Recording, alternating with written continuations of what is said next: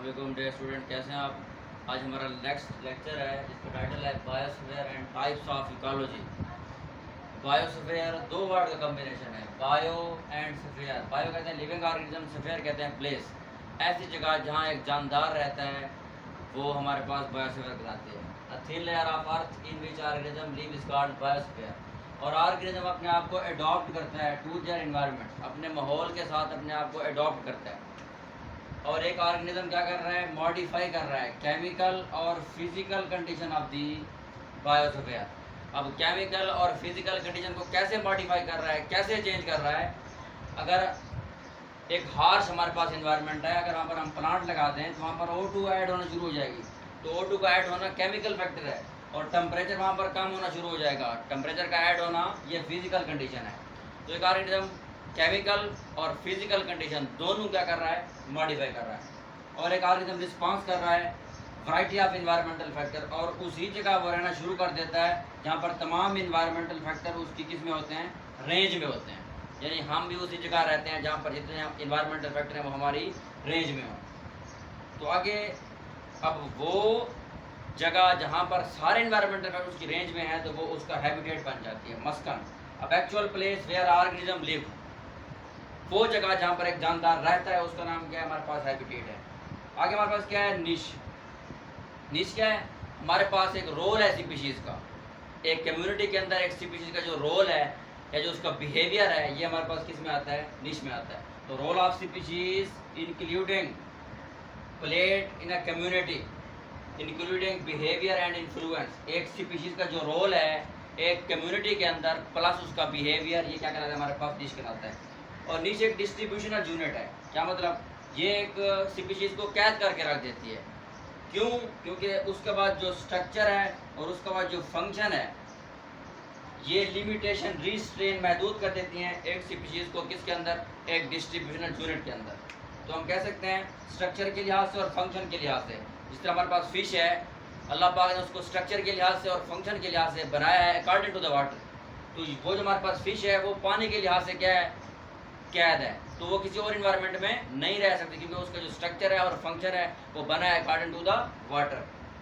आगे दो साइंसदान हैं हमारे पास। फर्स्ट ऑफ ऑल क्या है हमारे पास, जोसेफ गरेन 1917 के अंदर।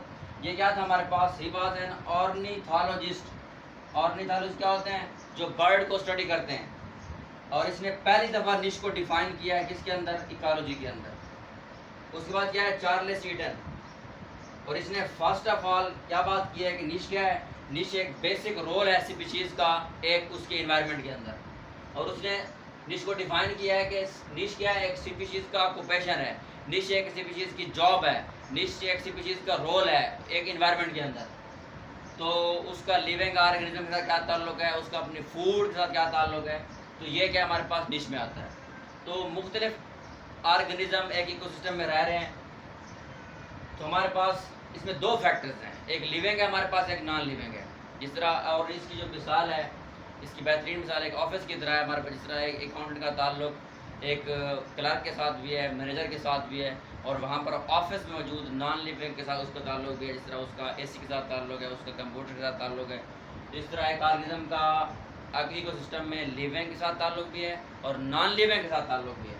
लिविंग के साथ कैसे है कि फीडिंग हैबिट्स, उसकी खुराक हासिल करने के तरीके कैसे हैं, interaction of organism with living and non living. एक ऑर्गेनिज्म का लिविंग के साथ क्या ताल्लुक है और नॉन लिविंग के साथ क्या ताल्लुक है।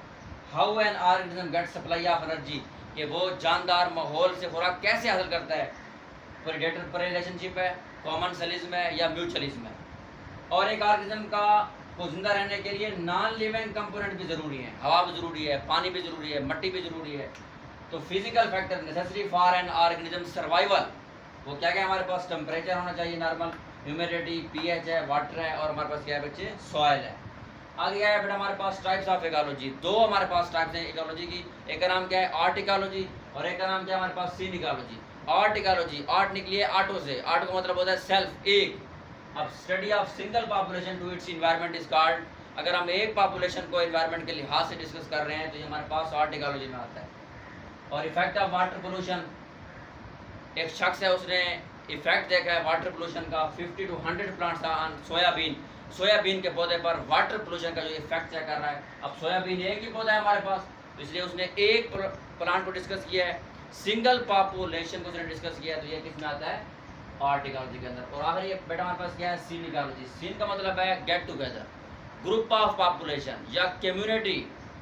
तो हम कह सकते हैं study of relationship of different population या ग्रुप ऑफ पॉपुलेशन, या हमारे पास रोल ऑफ कम्युनिटी, यानी अगर हम रिलेशनशिप डिस्कस करें एक कम्युनिटी का इकोसिस्टम के साथ, या ग्रुप ऑफ पॉपुलेशन को डिस्कस करें इन्वायरमेंट के साथ, ये बेटा हमारे पास किस में आता है, सीनिकॉलॉजी में आता है। तो एक इंडिविजुअल प्लांट्स शो करता है ग्रोथ रिस्पांस,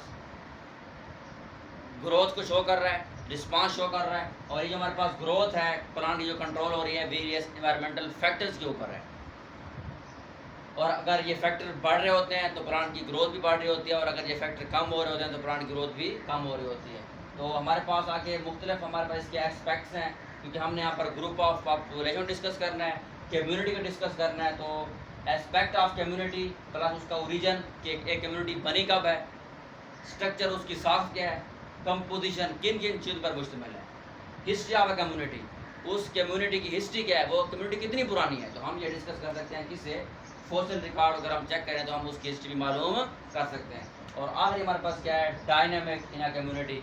जो कम्युनिटी है बेटा वो यकसान नहीं रहती, बल्कि मुसलसल चेंज हो रही होती है, कुछ स्पीशीज़ आ रही होती हैं, कुछ स्पीशीज़ हमारे पास जा रही होती हैं। तो यहाँ पर जो कम्युनिटी है वो स्टेटिक नहीं है, बल्कि क्या हमारे पास डायनामिक है। यहाँ पर दो तारीफ़ें हैं हमारे पास अहम है, आर्टिकॉलॉजी, सीनिकॉलॉजी, डेफिनेशन है हमारे पास, और यहाँ पर हमारे पास निश की तारीफ अहम है, और यहाँ पर ये साइंसदानों का जो रोल है हमारे पास ये वेरी इंपॉर्टेंट है, और बायोस्फीयर की तारीफ है, ये भी शॉर्ट क्वेश्चन में आ सकता है। उम्मीद है आपको ये लेक्चर समझ आया होगा। लेक्चर को सुने, चैनल को सब्सक्राइब करें, वीडियो को शेयर करें। आज के लिए इतना ही, अल्लाह हाफ़िज़।